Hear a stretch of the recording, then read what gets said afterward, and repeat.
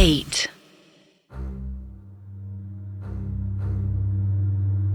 अब मैं आपको वो दृश्य बताता हूं जब पहली बार पुलिस वाले वहां पर पहुंचे। वो क्या देखते हैं कि घर का गेट खुला हुआ है। गेट के बाहर चंदन का लेप है, पूरा का पूरा। उस चंदन के लेप के बीच में एक लंबी सी लाइन है जो कि लाल चंदन से बनाई गई है, ऐसे जैसे किसी को इंस्ट्रक्ट किया जा रहा हो कि उस लाइन के जरिए आप अंदर आए। उसके बाद पुलिस वाले देखते हैं कि वो पूरा आरोपी परिवार एक जगह पर बैठा हुआ है। उस जगह पर शायद एक तरीके का गड्ढा है। उस गड्ढे से एक बड़ा सा डंडा टाइप का निकला हुआ है और उस डंडे पर एक औरत की लाश लटकी हुई है। सबसे खतरनाक तो ये था कि उस औरत के शरीर से खून जो रिस रहा था वो नीचे उस गड्ढे में इकट्ठा होता जा रहा था। उस औरत के पूरे शरीर पर बहुत ज्यादा निशान थे, पेने, अजीब से, जैसे उस पर किसी 3 तरह की पेनी चीजों से वार किया गया हो।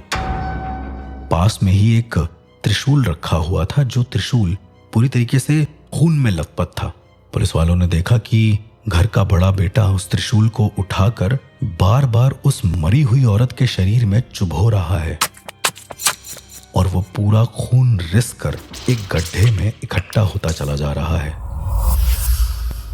पुलिस वालों ने तुरंत इस चीज के लिए एक एक्शन लिया, लेकिन एक्शन लेते समय उस बड़े बेटे ने पुलिस वालों को यह चेतावनी दी कि आप लोग ये कर रहे हो, लेकिन यदि इस क्रिया में आपने बाधा डाली तो आपका पूरा परिवार एक हादसे में मर जाएगा। बस पुलिस वालों ने सुना नहीं। कम से कम 5 से 6 पुलिस वाले थे। सबने उन लोगों को रोका और उसके बाद सीधा जेल लेकर आ गए। बाकी के पुलिस वालों ने जब उस पूरे घर में छानबीन करी तो उन्होंने पाया कि जिस कमरे में ये सारी क्रियाएं हो रही थी, उस कमरे में ठीक वैसे ही एक एक करके कम से कम 60 से 70 ऐसी लाशें मिली जो एक डंडे से बंधी हुई थी, जिसको प्रॉपर कलावे से बांधा गया था। उनकी लाशें पूरी तरीके से डीकंपोज हो गई थी, इसलिए जो कंकाल थे उसके ऊपर एक कलावा बंधा हुआ था और वो बल्ली से इस तरीके से बंधा था कि वो इंसान कभी बाहर ना आ पाए। ये औरत का जो शव बरामद हुआ, इसको जब फॉरेंसिक लैब भेजा गया तो ऑटोप्सी रिपोर्ट में यह पता चला कि इस औरत के शरीर में कई अलग अलग तरीके के वेनम थे। इस औरत को एक अलग तरीके का डिप्रेशन था, जो कि स्वाभाविक है। यदि आप किसी को ऐसे बांधते हैं तो उसके साथ होगा। मरने से पहले ऑटोप्सी रिपोर्ट्स में साफ लिखा हुआ था कि जो औरत मरी है वो मरने से पहले बहुत ज्यादा चिल्लाई है, बस उसकी आवाज को किसी तरीके से बंद कर दिया गया है। इस वजह से उसके थ्रोट में बहुत ज्यादा घाव पहले से ही पाए गए।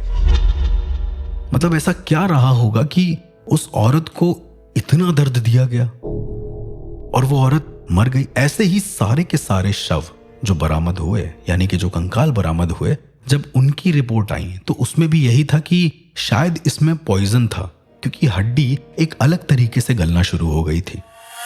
2 अलग अलग तरीके होते हैं जिससे हमें पता चलता है कि हड्डी में एक्चुअली जहर का असर है या फिर डिकम्पोजिशन की वजह से हड्डी गल रही है। यहां पर मेरे दिमाग में कई सारी चीजें आती हैं कि एक औरत को इतनी बेरहमी से मारा गया, एक नहीं बल्कि 70 औरतों को इतनी बेरहमी से मारा गया और त्रिशूल में जहर लगाकर उस त्रिशूल को बार बार उस औरत के शरीर में चुभोया गया। आखिर ऐसी भी क्या मजबूरी रही होगी? मैं इस चीज के बारे में बहुत ज्यादा डिटेल में तो शायद नहीं जाना चाहूंगा, लेकिन जितना मुझे लगता है कि इसके पीछे का तांत्रिक पर्सपेक्टिव कुछ हो सकता है, वो मैं जरूर आपसे शेयर करना चाहता हूं। नॉर्मल पर्सपेक्टिव तो हमने सुन लिया कि शायद इस तरीके की चीजें होंगी कि वो इंसान पूरी तरीके से पागल होगा, उसने अपने पूरे परिवार को एक तांत्रिक प्रक्रिया के चलते कुछ ऐसा कर दिया होगा कि परिवार भी मैनिपुलेट हो गया होगा। एक बार को ये मान लेते हैं कि सारा परिवार पागल था, औरतों को बुला भी लिया। औरतें उसके घर जाती इसलिए थीं कि शायद वो डॉक्टर था, शायद वो दवाएं दे देता था, मोस्ट प्रोबेबली। लेकिन सिर्फ औरतें ही क्यों, आदमी क्यों नहीं? फिर उसके बाद एक और सवाल मन में आता है कि अगर आदमी पूरी तरीके से मेंटली इल था तो फिर वो ये जो हरकतें कर रहा था वो इसको तंत्र का पर्सपेक्टिव क्यों दे रहा था? माना कि अंधविश्वास था, लेकिन वो एक आदमी को पेन दे रहा है। कई सारे ऐसे साइकोलॉजिकल डिसऑर्डर्स होते हैं जिसमें इंसान को, सामने वाले को पेन देने में मजा आता है, लेकिन एक इंसान को, 2 इंसान को, 3 को, इनका तो पूरा परिवार ये कर रहा था। तो क्या जेनेटिक्स में ही ये था कि उनको किसी को पेन देना है और स्पेसिफिक वो औरतें ही होनी चाहिए?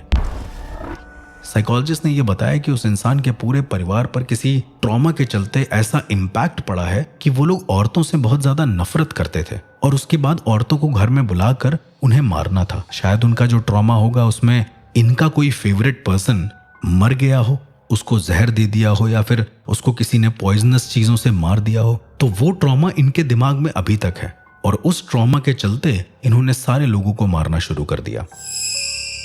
लेकिन अगेन साइकोलॉजिस्ट जब ये सारी चीजें बताते हैं तो मेरा दिमाग ये कहता है कि अगर इंसान अपनी पूरी ताकत से यानी कि अपने पूरे उस ब्रेन से जो साइकोलॉजिकल है उससे चीजें कर रहा है तो चीजें भी ट्रिकी होनी चाहिए, ना कि तांत्रिक होनी चाहिए। इसमें तांत्रिक पर्सपेक्टिव कहाँ से ऐड हो रहा है? शायद उनको किसी ने यह बता दिया होगा कि इस तरह की क्रिया करो तो तुम्हारे जो इंसान मरा है वो जिंदा हो जाए।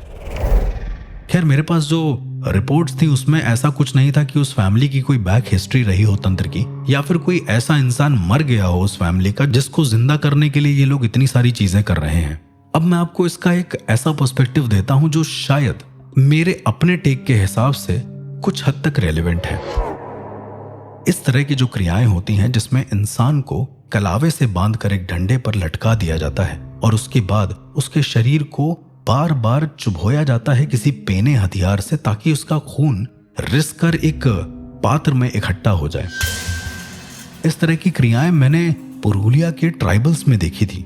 ऐसा मैंने नोटिस किया था कि कुछ ऐसे ट्राइब्स हैं वहां पर आज भी जो ये सारे रिचुअल करते थे, जो एक आम शरीर में प्राण प्रतिष्ठा करते थे और उसके बाद उस शरीर में अपने पूर्वजों की आत्माओं को बुलाकर उस शरीर को इतना दर्द देते थे कि वो पूर्वज उनका काम करने पर आतुर हो जाते थे। मैं एक उदाहरण देता हूं आपको कि एक ट्राइब से मैं पर्सनली मिला था। उन लोगों का ये मानना था कि जो चांद है वो उनका दोस्त है और सूर्य उनका दुश्मन है। तो चांद की रोशनी में वो एक ऐसे इंसान को चूज करते थे जिसकी मौत होने वाली हो और उसके बाद उस इंसान को एक शायद लोहे की रॉड में बांध कर लटका देते थे।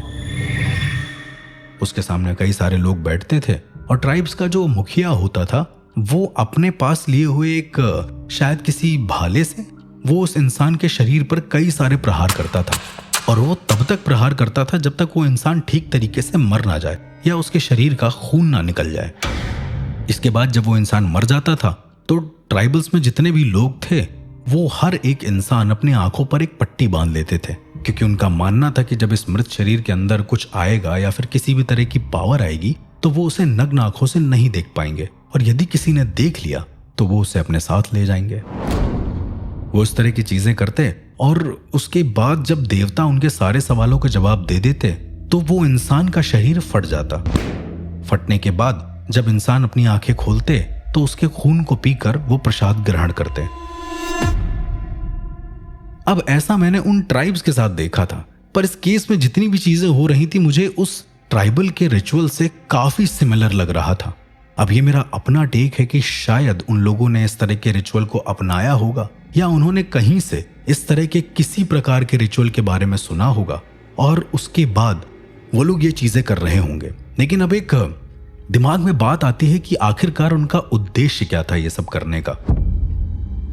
जब कोर्ट रूम में सारे आरोपियों से पूछा गया कि आखिरकार ये करा क्यों तुमने, तो उन्होंने बोला कि ये सब करना बहुत जरूरी है, अगर वो लोग ये सब नहीं करेंगे तो सारी औरतें मर जाएंगी। बड़ी अजीब सी चीज थी। मारा तो उन्हीं लोगों ने था, लेकिन उसके बाद भी उन लोगों का ये कहना था कि वो लोगों ने औरतों का उद्धार किया है। शायद वो अपने आप को भगवान समझ रहे थे या कुछ ऐसा। इस केस की रियल वजह क्या रही होगी ये तो शायद आज तक कोई भी नहीं जान पाया है, लेकिन ये केस आज भी मेरे लिए बड़ी एक पहेली है। इस रिकॉर्डिंग को सुनने के बाद मुझे ऐसा लगने लगा कि शायद कभी कभी कुछ केसेस ऐसे भी होते हैं जहां पर बिल्कुल भी समझ में नहीं आता है कि क्या सच है क्या झूठ है। अब कोर्ट ने उनके ऊपर धारा 34, धारा 302 और 307 के चलते पूरे के पूरे परिवार को जेल में डाल दिया और अभी तक शायद वो बंद ही हैं, शायद ताउम्र वहां पर रहें, लेकिन कहीं ऐसा ना हो कि वहां पर रहकर भी वो लोग कुछ ऐसा कर रहे हों। जिस जेल में वो लोग मौजूद हैं उस जेल के कई सारे हवलदारों का ये कहना था कि वो लोग अभी भी उस जेल के अंदर खुश रहते हैं और अभी भी जब चांद की रोशनी आती है तो वो लोग ऊपर देखकर कोई मंत्र बुदबुदाते हैं। मैं आज तक नहीं जान पाया हूं कि वो मंत्र क्या था। खैर, ये मेरा अपना टेक था कि शायद उन्होंने किसी तरीके के रिचुअल को फॉलो किया होगा अपनी किसी पर्सनल जरूरत को पूरा करने। आप अपने विवेक से डिसाइड करें कि ये क्राइम नेचुरल था या सुपरनैचुरल। मिलते हैं अगले एपिसोड में एक और ऐसे ही दिल दहला देने वाले हादसे को लेकर।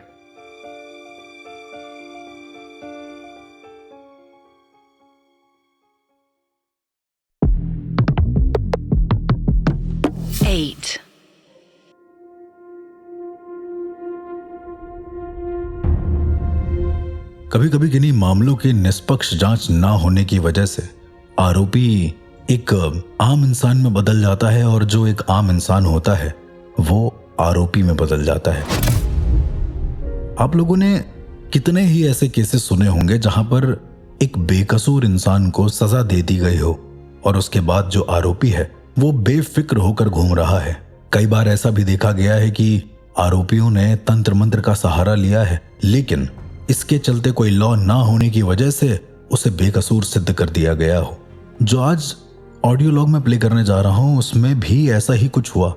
उसमें एक आम इंसान बेवजह मारा गया और एक आरोपी आजाद घूम रहा है।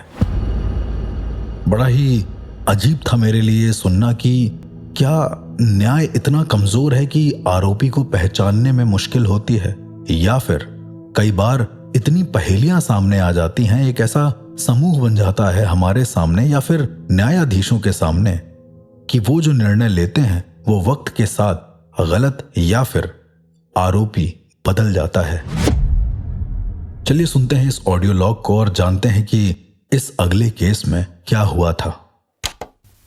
क्यों ऐसा होता है कि कभी कभी हमारा सिस्टम फेल हो जाता है कुछ चीज़ों की निष्पक्ष जांच करने में। We are resilient by force not by choice. Case number 303। ये केस जब आया तो पहली बार ऐसा हुआ कि मेरी आंखों में आंसू आ गए। मृतक लड़की राधिका, जो कि एक एपिलेप्टिक पेशेंट थी, उसको इतनी बुरी तरीके से मारा गया था कि सोचने वालों की रूह कांप जाए। सोचने वालों की क्यों, देखने वालों की क्यों नहीं। क्योंकि जब कोर्ट में ये केस आया तो मृतक राधिका की बॉडी का अंतिम संस्कार हुए 15 दिन बीत चुके थे। आरोपी विक्रम अपने चेहरे पर बहुत नॉर्मल भाव लिए खड़ा था और उसका कोर्ट में ये कहना था कि उसकी पत्नी किसी एंटिटी से पोसेस है जिसका नाम ब्रह्मप्रेत था। इस केस में एक अजीब सा टर्न तब आया जब उस आरोपी ने यह बताया कि उसके पास प्रूफ है कि उसकी पत्नी राधिका नॉर्मल नहीं थी, उस पर किसी भूत प्रेत का साया था। प्रूफ के तौर पर उसने कुछ वीडियोस क्लिप्स कोर्ट को पेश भी करे जिसमें उसकी पत्नी अपना सिर दीवार पर बार बार मार रही थी और कोई मंत्र बोल रही थी। 70% केस पूरा उसके पक्ष में था। अपोजिशन साइड में सिर्फ लड़के का भाई था जिसने आरोपी विक्रम के खिलाफ रिपोर्ट लिखवाई थी। कोर्ट ने अगली डेट तक सारी इन्वेस्टिगेशन करने के लिए पुलिस को बोला था, लेकिन नेक्स्ट डेट तक भी पुलिस को कुछ नहीं मिला। उच्च न्यायालय ने भी आईपीसी की धारा 302 भाग 2 के तहत दोष सिद्धि के आधार पर आरोपी की सजा को कम करके उसे रिहा कर दिया। पर उसके बाद उसने एक और शादी की और उसके साथ भी सेम यही हुआ जो पहली पत्नी राधिका के साथ हुआ था। फिर से कोर्ट में यही सब पेश किया गया और फिर से वो आज़ाद हो गया। आज तक ये केस सॉल्व होकर भी अनसॉल्व रह गया मेरे लिए। ये केस इस लॉयर के लिए तो अनसॉल्व रहा, लेकिन पता नहीं क्यों जब मैंने इस केस को सुना तो मुझे समझ में आया कि देयर आर समथिंग जो बहुत ज्यादा मिसअंडरस्टूड है। अगर आप इस केस को गौर से देखेंगे तो आपको समझ में आएगा कि एक ही क्रम बार बार चल रहा है। उस इंसान का यानी विक्रम का अपनी पत्नी राधिका के साथ शादी करना, उसे जलाकर मार देना, फिर अगली किसी लड़की की ओर आगे बढ़ना, उससे शादी करना, फिर उसे ही जलाकर उसका अंतिम संस्कार कर देना। और पुलिस को इन सब की खबर 15 दिन बाद क्यों लग रही है? यह सवाल खैर मेरे मन में आ रहा था। मैं इस बात को बहुत ज्यादा एक्यूरेटली तो नहीं बोल पाऊंगा, लेकिन मुझे ऐसा लगता है कि इसके पीछे कई सारी दुर्घटनाएं शामिल हैं, कई सारे ऐसे शार्प माइंड शामिल हैं जो शायद हमारी नजर में नहीं आ रहे। तंत्र का पर्सपेक्टिव क्या है वो मैं जरूर बताऊंगा, पर उससे पहले मैं आपको इस केस की पूरी डिटेल देना चाहता हूं। विक्रम, जो कि एक अच्छे परिवार से बिलोंग करता था। वो शायद किसी कंपनी में कार्यरत था, काम करता था वहां पर, और उसकी सैलरी वही करीब होगी 50 से 60 हजार रुपए के आसपास। विक्रम का पूरा परिवार विक्रम के गुस्से वाले नेचर से वाकिफ था। सब लोग जानते थे कि विक्रम बहुत ज्यादा गुस्से वाला इंसान है और वो कुछ भी कर देता है। रिसर्च पेपर में तो ये भी लिखा है कि एक बार विक्रम ने अपनी माँ को बहुत जोर से मारा था। उनकी माँ शायद बेहोश हो गई थी। उसके इस गुस्से वाले नेचर को देखकर बहुत सारे लोग डर गए थे।